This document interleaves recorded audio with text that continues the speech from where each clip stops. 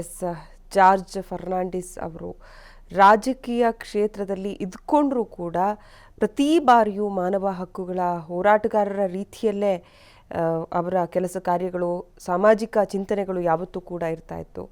ಅದರಲ್ಲೂ ಅಸಂಘಟಿತ ಶೋಷಿತ ಕಾರ್ಮಿಕರನ್ನು ಒಗ್ಗೂಡಿಸಿ ಅವರ ಪರ ಹೋರಾಟವನ್ನು ಮಾಡಿದಂಥದ್ದನ್ನು ಇವತ್ತೂ ಕೂಡ ಎಲ್ಲರೂ ನೆನಪು ಮಾಡ್ಕೊಳ್ತಾ ಇದ್ದಾರೆ.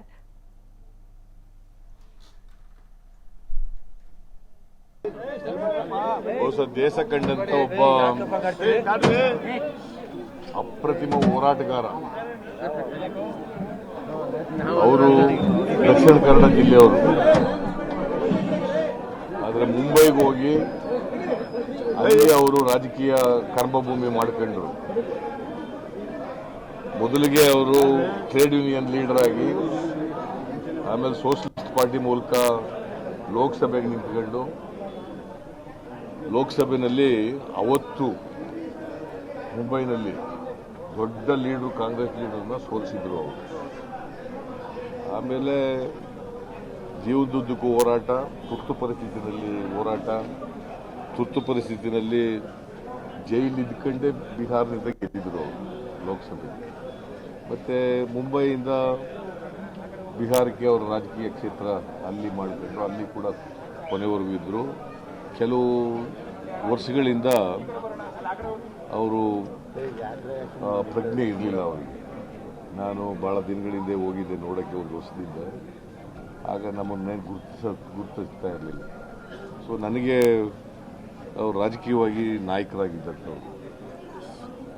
ನನ್ನ ರಾಜಕೀಯ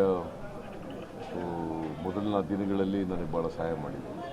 83, 85 ಇಂಥ ಈ ವರ್ಷಗಳಲ್ಲೆಲ್ಲ ನನಗೆ ರಾಜಕೀಯವಾಗಿ ಸಹಾಯ ಮಾಡಿದ್ದಾರೆ.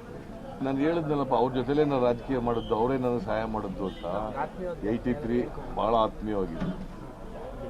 ಅವ್ರು ಬೆಂಗಳೂರು ಬಂದಾಗೆಲ್ಲ ಭೇಟಿ ಮಾಡ್ತಿದ್ದೋ, ಅವ್ರ ಜೊತೆ ಹೋಗ್ತಿದ್ದೋ, ಜೊತೆ ಅವ್ರಿಗೆ ಬೆಂಗಳೂರಿಲಿರೋವರೆಗೂ ಅವ್ರ ಜೊತೆ ಅವರು ಹಾಗಾಗಿ ಬೆಂಗಳೂರು ಬರೋರು. ಬೆಂಗಳೂರು ಬಂದಾಗ ಅವ್ರ ಬ್ರದರ್ಸ್ ಅವ್ರ ತಾಯಿ ನೋಡೋಕ್ಕೆ ಬರೋರು. ಮೈಕೆಲ್ ಲಾರೆನ್ಸ್ ಫರ್ನಾಂಡಿಸ್ ಅಂತ, ಮೈಕೆಲ್ಲು, ಲಾರೆನ್ಸು ಅವರೆಲ್ಲ ಬ್ರದರ್ಸ್ಗಳಿದ್ದರು. ಹಾಗೆಲ್ಲ ಬರೋರು ನೋಡೋಕ್ಕೆ ಅವ್ರು ಭೇಟಿ ಮಾಡೋಕ್ಕೆ ನಾನು ನೋಡ್ತೀನಿ. ನಾನು ಯಾವತ್ತು ಇದು ಮಾಡ್ತಾರೆ ಅಂತ ನೋಡ್ಕೊಂಡು. ಹೌದೌದು, ಕಾರ್ಮಿಕ ಕ್ಷೇತ್ರದಲ್ಲಂತೂ ದೊಡ್ಡ ಹೋರಾಟ.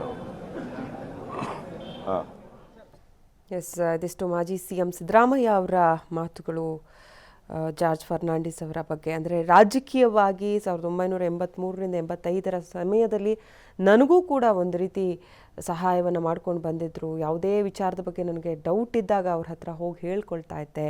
ಅವರು ಯಾವತ್ತೇ ಬೆಂಗಳೂರಿಗೆ ಬಂದಂಥ ಸಂದರ್ಭದಲ್ಲಿ ನಾನು ಅವ್ರನ್ನ ಭೇಟಿ ಮಾಡ್ತಾ ಇದ್ದೆ. ಹಾಗೆ ಕಳೆದ ವರ್ಷ ಹೋಗಿ ನೋಡ್ಕೊಂಡು ಬಂದಿದ್ದೆ ಆಸ್ಪತ್ರೆಗೆ ಅಂತ.